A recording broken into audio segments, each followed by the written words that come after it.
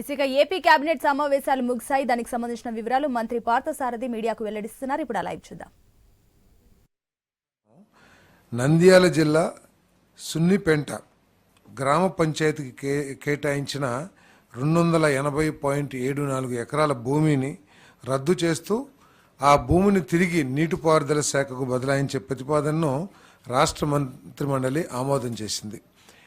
ఈ భూమిని అన్ని చట్టాలని అంటే అటవీ చట్టాలని వాటన్నిటిని కూడా పరుగులో తీసుకుని రాబోయే రోజుల్లో అక్కడ శ్రీశైలం ప్రాంత అభివృద్ధి కోసం చేసిన మాస్టర్ ప్లాన్కి వినియోగించుకోవాలని చెప్పేసి కూడా సూచన చేయటం జరిగింది. ఎందుకంటే ఒక మాస్టర్ ప్లాన్ ఇప్పటికే శ్రీశైలం దేవాలయాన్ని అభివృద్ధి చేయాలనే ఉద్దేశంతో మాస్టర్ ప్లాన్ ఇప్పటికే తయారు చేయడం జరిగింది. దీన్ని ఈ భూమిని కూడా వాడుకొని దాన్ని అభివృద్ధి చేయడం కోసం ఈ నిర్ణయం తీసుకోవడం జరిగిందని చెప్పేసి మనం చేస్తాను. ఇది సున్నిపేట పంచాయతీకి ఇవ్వడం జరిగింది, గ్రామ పంచాయతీకి.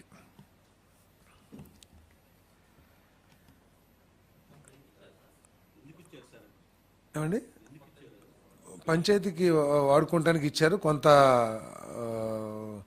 డెవలప్మెంట్స్ చేయడానికి దానికి ఇచ్చారు. కానీ దాంట్లో డెవలప్మెంట్స్ ఏం జరగలేదు.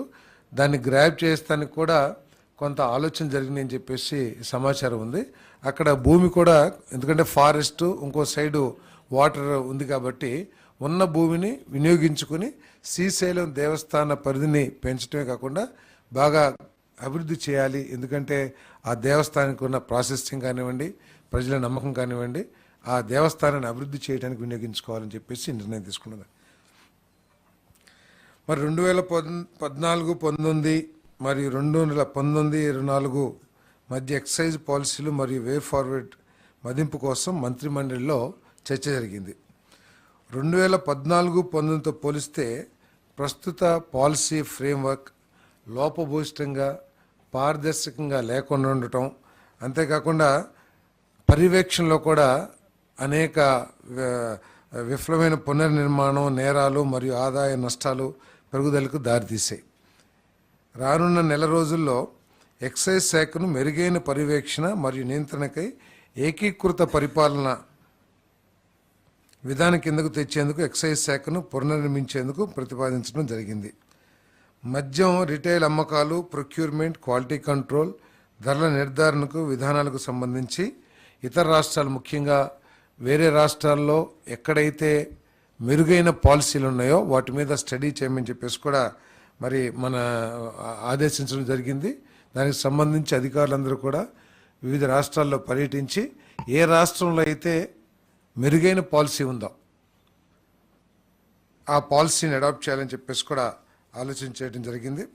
అంతేకాకుండా గత ప్రభుత్వం చేసిన సరఫరా చేసిన బ్రాండ్స్ కానివ్వండి, వాటన్నిటి మూలంగా ప్రజల ఆరోగ్యం దెబ్బతిందని, అదే లివరు, కిడ్నీస్ ఇవన్నీ కూడా దెబ్బతిన్నాయి అని చెప్పేసి కొన్ని సర్వేస్ కానివ్వండి, మరి కొన్ని స్టడీస్ కానివ్వండి చాలా క్లియర్గా తెలియజేస్తూ ఉన్నాయి. దాన్ని దృష్టిలో పెట్టుకొని క్వాలిటీ మీద ప్రత్యేక పర్యవేక్షణ ఉండే విధంగా దేశంలో ఉన్న మెరుగైన బ్రాండ్స్ అన్నీ కూడా, ఎందుకంటే ఆరోగ్యానికి అత్యంత ప్రాధాన్యతనిచ్చి అన్ని టెస్టులు కూడా కండక్ట్ చేసి మెరుగైన బ్రాండ్స్ని తీసుకురావాలని చెప్పేసి సూచించడం జరిగింది. మరి సెప్టెంబర్ 5, 24 నాటికి ఆమోదం ప్రక్రియను పూర్తి చేసి 1 అక్టోబర్ 2024 నుండి కొత్త మద్యం విధానం అమల్లోకి వస్తుందని చెప్పేసి మనం చేస్తాను. కొత్తగా అమల్లోకి రానున్న నూతన మద్యం విధానంలో రాష్ట్రంలోకి అక్రమ మద్యం రవాణా, గంజాయి, నాన్ డ్యూటీ పెయిడ్ మద్యం ప్రవేశించకుండా కట్టుదిట్టమైన చర్యలు తీసుకోవడం జరుగుతుంది. అంతేకాక అల్పాదాయ వర్గాల వారికి అందుబాటు ధరలకు నాణ్యమైన మద్యాన్ని అందుబాటులో ఉండేందుకు అవకాశం కలిగించే విధంగా పాలసీ ఉండబోతుందని చెప్పేసి కూడా మనం చేస్తాను. మరి అదేవిధంగా గత ప్రభుత్వం ఫెయిల్యూర్ మూలంగా గత ప్రభుత్వం అనుసరించిన మరి లోపభూయిష్టమైన ఎక్సైజ్ పాలసీ మూలంగా ఐఎంఎఫ్ఎల్ మద్యం అమ్మకాలు 232 లక్షల కేసులకు, బీర్ అమ్మకాలు 436 లక్షల కేసులకు పడిపోవడంతో రాష్ట్ర ప్రభుత్వానికి 2019-24లో మధ్యన 18,860 కోట్ల నష్టం వాటిల్లింది. అంటే కేసెస్ తగ్గినాయి కాదు, ఇక్కడ ఏంటంటే ఇతర రాష్ట్రాల నుంచి మద్యం మన రాష్ట్రంలోకి రావటం మూలంగా. ఎందుకంటే సరైన బ్రాండ్లు కానివ్వండి, లేదా అత్యధిక రేట్లకి ఒకప్పుడు 60 రూపాయలు 70 రూపాయలు ఉన్న చీప్ లిక్కర్ని ఈ 2019-24 మధ్యలో 120 నుంచి 200 రూపాయలకి అమ్మటం మూలంగా బయట నుంచి పక్కన మన బార్డర్ స్టేట్స్ ఏదైతే ఉన్నాయో, తెలంగాణ కానివ్వండి, లేకపోతే కర్ణాటక కానివ్వండి, తమిళనాడు కానివ్వండి, అక్కడి నుంచి ఎక్కువగా నాన్ డ్యూటీ పెడ్ లిక్కర్ అవన్నీ రావటం మూలంగా మనకు దాదాపు 18,860 కోట్లు నష్టం వాటిల్దని చెప్పేసి మనం చేస్తాను. మరి అదేవిధంగా గత ప్రభుత్వం మద్యం అమ్మకాల సప్లై చైన్ ఉత్పత్తి నుంచి రిటైల్ అమ్మకాల వరకు కూడా గుత్తాధిపత్యం. అంటే వాళ్ళకి కావాల్సిన కొన్ని కంపెనీలని, అంటే దేశవ్యాప్తంగా లేకపోతే గతంలో అమల్లో ఉన్న బ్రాండ్స్ అన్నిటినీ కూడా వాటికి ఏదో ఒక విధంగా నష్టం కలిగించి మార్కెట్ నుంచి, మన రాష్ట్ర ప్రభుత్వం మార్కెట్ నుంచి బయటికి పంపించేసి వాళ్ళకి కావాల్సిన కొన్ని బ్రాండ్లు మాత్రమే మార్కెట్ చేసి స్వార్థంతో ప్రజలకి నష్టం చేయటమే కాకుండా రాష్ట్ర ప్రభుత్వానికి కూడా నష్టం చేశారని చెప్పేసి మనం చేస్తాను. నాణ్యత లేని మద్యం అమ్మకాలతో లక్షలాది మంది ప్రజల ఆరోగ్యం ప్రతికూల ప్రభావం చూపించింది. వీటన్నిటిని కరెక్ట్ చేస్తూ పేదవాడి లక్ష్యంగా చేసుకుని, అంటే వారి ఆరోగ్యం దెబ్బతినుకోకుండా పేదవాడి ఆర్థిక పరిస్థితులు దృష్టిలో పెట్టుకుని ఒక మంచి పాలసీ తీసుకురావాలని చెప్పేసి ప్రభుత్వం ఆలోచన చేస్తుంది. 1వ తారీఖు 1 అక్టోబర్ 2024 నుంచి కొత్త పాలసీ అమల్లోకి రాబోతుందని చెప్పేసి మనం చేస్తాం.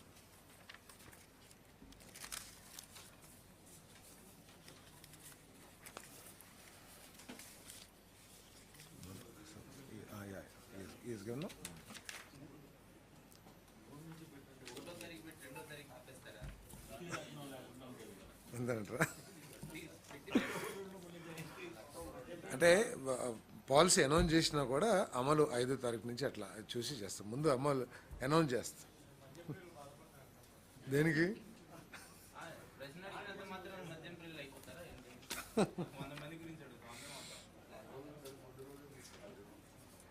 ఇప్పుడు ల్యాండ్స్కి సంబంధించి మీ అందరు చూస్తూనే ఉన్నారు. 22A ఫ్రీ ల్యాండ్స్ చేసేసి ఏ విధంగా గత ప్రభుత్వం ప్రభుత్వంలో పెద్దలు కానివ్వండి, లేకపోతే చాలామంది దళారులు కానివ్వండి, ఏ విధంగా ఈ భూముల్ని దోచేయటానికి ప్రయత్నం చేశారో మనం కూడా చూసి ఉన్నాం. ఇప్పటికే 22.95 కోట్ల రూపాయల ఖర్చుతో 21.86 లక్షల భూ హక్కు సర్వే పత్రాల స్థానంలో ప్రభుత్వం ముద్ర, అంటే ఇంతకుముందు జగన్మోహన్ రెడ్డి గారి ఫోటో పిచ్చితో కానివ్వండి, ఏదైనా కానివ్వండి, ఆయన ఆస్తి అన్నట్లు ఆయన ఫోటో వేసి ఏదైతే ఇచ్చారో వాటిని రీప్లేస్ చేస్తూ ప్రభుత్వం ముద్ర, అదేవిధంగా QR కోడ్తో కూడిన కొత్త పట్టాదారు పాస్ పుస్తకాలు అందజేయాలని చెప్పేసి కేబినెట్ నిర్ణయం తీసుకుంది. రెవెన్యూ శాఖకు సంబంధించి 22A నిషేధ జాబితాకు సంబంధించి ఫిర్యాదు సంఖ్యలో పెరుగుతున్న నేపథ్యంలో త్వరలోనే రెవెన్యూ గ్రామ సభలు నిర్వహించాలని ముఖ్యమంత్రి కేబినెట్కు సూచించారు. రాబోయే 3 నెలల కాలంలో గ్రామ సభలు అయ్యేంత వరకు, ఎందుకంటే రెవెన్యూ రికార్డ్స్లో చాలా మ్యానిపులేషన్ జరిగినాయి అని చెప్పేసి, పేదవాళ్ళ భూ హక్కుల్ని కాపాడటం కోసం వచ్చిన కంప్లైంట్స్ను దృష్టిలో పెట్టుకుని రిజిస్ట్రేషన్స్ అన్నీ కూడా వెరిఫై చేయాలని చెప్పేసి చాలామంది ఏం చేశారంటే అధికారుల్ని కూడా తీసుకున్నో లేకపోతే రకరకాల అన్నీ చేసి రెవెన్యూ రికార్డ్స్ని మ్యానిపులేట్ చేశారు. వీటన్నిటిని వెరిఫికేషన్ చేసే వరకు కూడా 3 నెలలు రిజిస్ట్రేషన్స్ ఆపేయాలని చెప్పేసి కూడా నిర్ణయం తీసుకుంటం జరిగిందని చెప్పేసి మనం చేస్తాను నేను. మరి అంతేకాకుండా ఈ మ్యానిపులేషన్స్ని, ల్యాండ్ గ్రాబింగ్స్ని, వీటన్నిటిని కూడా బయటపెట్టాలని మన రెవెన్యూకు సంబంధించిన ఉన్నతాధికారుల్ని జిల్లాలు పర్యటించి వీటికి పాల్పడిన వ్యక్తులు ఎంతటి స్థాయి వాళ్ళైనా సరే కఠినంగా శిక్షించాలని చెప్పేసి కూడా ముఖ్యమంత్రి గారు సూచన చేయడం జరిగింది. మరి మన రెవెన్యూ అధికారులందరూ కూడా జిల్లాలు పర్యటించి వీటన్నిటిని కూడా వెలికి తీస్తానికి తయారు చేస్తారని చెప్పేసి కూడా మనం చేస్తాను. అదేవిధంగా ఏదైతే రాళ్ళు కొన్ని 100 కోట్ల రూపాయలు ఖర్చు పెట్టి ప్రభుత్వ సొమ్ముని దుర్వినియోగం చేసి దాని మీద కూడా ఆయన ఫోటోలు వేసుకునే విధంగా ఏదైతే చేశారో దాన్ని పూర్తిగా ఆపాలని చెప్పేసి కూడా నిర్ణయం తీసుకోవడం జరిగిందని చెప్పేసి కూడా మనం చేస్తామని. ఒక 3 నెలలు ట్వంటీ టూ ఏకి సంబంధించి ఏదైతే ఉన్నాయో చాలా కంప్లైంట్స్ వస్తూ ఉన్నాయి. చాలామంది బెదిరించి తీసుకున్నారని, లేకపోతే రికార్డ్స్ని మ్యానిపులేట్ చేయటం కానివ్వండి. సో ఇప్పుడు దాకా 22A ఉన్నాయి కాబట్టి చాలామంది దానికి సంబంధించిన పూర్తి సమాచారం పేదవాడి దగ్గర లేకపోవటం మూలంగా దాన్ని ఎక్స్ప్లాయిట్ చేసి ఏదైతే కంప్లైంట్స్ వచ్చినాయో ఆ కంప్లైంట్స్ని పూర్తిగా పరిశీలించి ఒక 3 monthsలో ఒక ఈ కరెక్షన్స్ అన్ని చేసి అప్పుడు దాకా రిజిస్ట్రేషన్స్ ఆపమని చెప్పేసి నేను తీసుకున్నాను. మొత్తం 22Aలో ఏం జరిగింది, 22Aకి సంబంధించి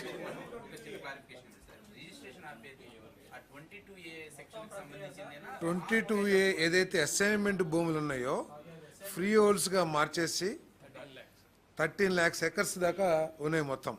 సో వాటన్నిటి మీద ఒక సమగ్ర రిపోర్ట్ తయారు చేసి, ఎందుకంటే దీంట్లో పేదల్ని బెదిరించి లాక్కున్నారు, లేకపోతే రెవెన్యూ రికార్డ్స్ని తారుమారు చేసి వాటిని చేజిక్కించుకున్నారు, భూ కబ్జాలు చేశారు, రకరకాల కంప్లైంట్స్. వీటన్నిటిని కూడా 3 monthsలో స్టడీ చేసి దాని మీద సమగ్రంగా ఎంక్వైరీ చేసి అప్పటి వరకు ఈ రిజిస్ట్రేషన్స్ ఆపడం జరుగుతుంది. ఏదండి ఏం చేసి ఉంటే సో వాటి మీద తప్పకుండా ఎంక్వైరీ చేస్తారు. ఎవరైనా వాళ్ళు వచ్చి ఓనర్స్ కంప్లైంట్ చేసి మమ్మల్ని బెదిరించి తీసుకున్నారు, దాని మీద కూడా చట్టపరంగా ఎటువంటి చర్యలు తీసుకోవాలో తీసుకుంటారు. 25,000 ఎకరాలు జరిగింది ఇప్పుడు దాకా రిజిస్ట్రేషన్ జరిగినాయి. సో ఫర్దర్గా కూడా జరగకోకుండా ఇవన్నీ కూడా ఎంక్వైరీ చేస్తాం.